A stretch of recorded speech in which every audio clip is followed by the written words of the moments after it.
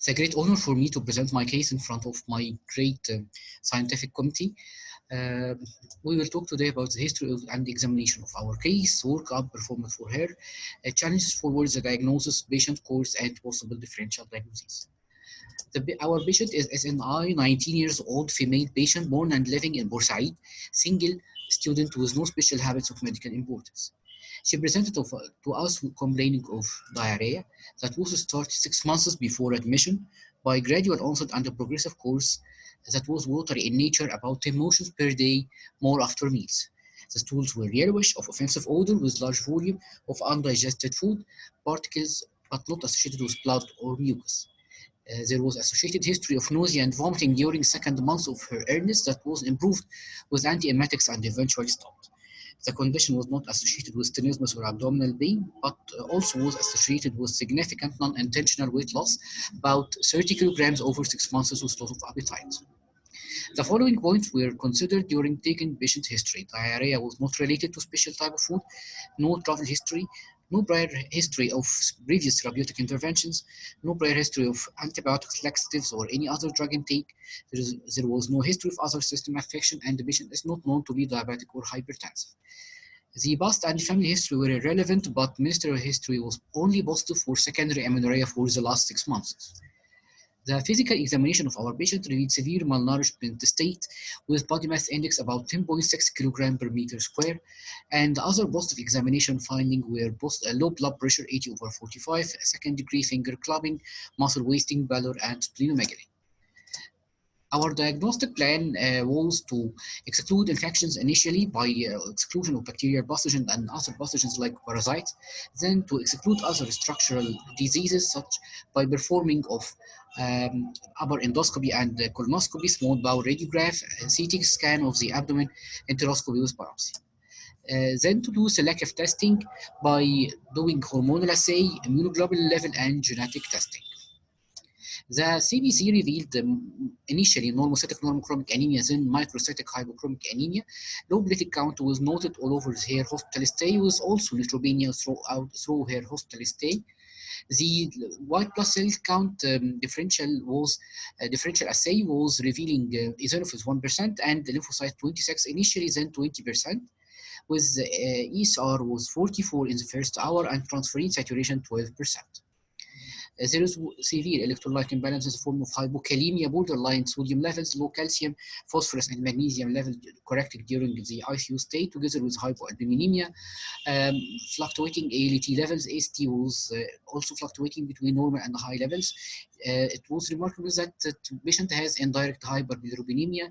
Alkaline phosphatase initially was high, then became normalized, and the LDH was normal. Prothrombin concentration was 71%. Lipid profile was gradually decreasing in number, with triglyceride 171 to 75 and cholesterol 180 to 44. The stool analysis revealed greenish white stool, pus cells 0 to 5, RBCs 10 to 15 cells. Starch was nil, fat globules 2 positive, then vegetable cells was also positive, muscle fibers were nil, protozoa revealed blastocytes hominis, which when revealed was negative. Culture repeated 3 times with normal, revealing only normal intestinal flora. Stools in Nelson stain was negative. Chronic infection screening in the form of Salmonella and Brucella was typhi and paratyphi was negative. Brucella melitensis and abortus was also negative titers. Virology screening was negative for HIV, HCV, and HBV. Hormonal assay revealed the normal thyroid and cortisol levels. The immune profile assay was negative, normal calprotectin level, and negative celiac screening. The only positive was the immunoglobulin level, with IgG level 300 milligram per deciliter and IgA level less than 25.8 milligram per deciliter. For cytopenias noted in her CBC, bone marrow aspirant biopsy were done, revealing a hypercellular marrow with increased megakaryocyte series suggesting of peripheral destruction. The ultrasound revealed gallbladder, moderate splenomegaly, and bilateral grade 1 to 2 pathological kidneys. While the endoscopies, starting with upper endoscopy, revealing severe duodenitis with hypertrophied Brunner's gland that were biopsied, and the picture of biopsy revealed focal villus planting intraepithelial lymphocytosis and dense lymphocytic infiltration, lymphoplasmacytic infiltration in the lamina propria, and the picture will suggest early changes of celiac disease for clinical and serological correlation. Colonoscopy revealing no normal finding, no masses, no polyps, and multiple biopsies were taken from terminal ileum and different segments of the colon, and the biopsy revealed terminal ileitis with mild colitis with minimal activities. Enteroscopy also was done, and the mucosa of the duodenum and jejunum looked atrophic, and the villi looked stunted with multiple biopsies were taken. There also were whitish tape-like rods. And the biopsy revealed small intestinal mucosal fragments with white shortening and broadening of the villi, showing a moderate lymphoplasmacytic infiltrate with polymorphic nuclear leukocytes, lymphocytosis, and congestion. And the conclusion was moderate chronic enteritis with marked villus atrophy. The digital aspirate also was negative for parasite and helminthic stages. We have performed multi-slice CT scan of the abdomen with oral and IV contrast with CT angiography to illustrate the possibility of superior mesenteric artery syndrome, and it was excluded because its findings were not fulfilling its criteria of diagnosis, with moderate sized spleen were also noted. The CT angiography revealed moderate splenomegaly and normal otherwise findings.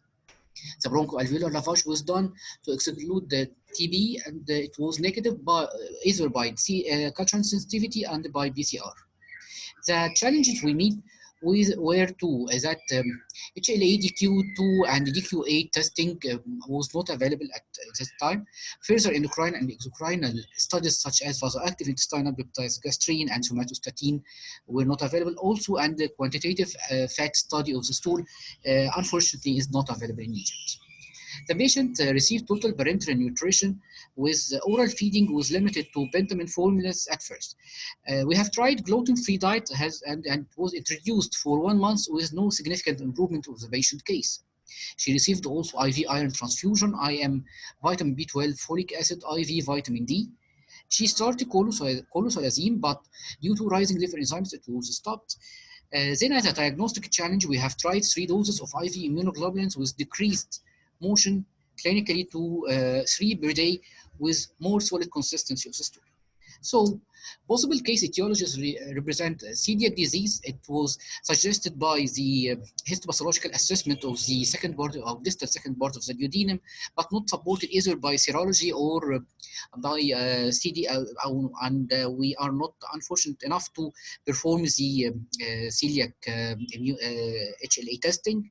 Possibility of lymphoma definitely couldn't be ruled out, but we have no histopathological or CD markers suggesting the possibility of lymphoma in biopsies. And finally, we suggest immunoglobulin deficiency, and this was supported first by the low immunoglobulin levels and the clinical response to IVIG that was presented to 3 series to the patient. Thank you very much.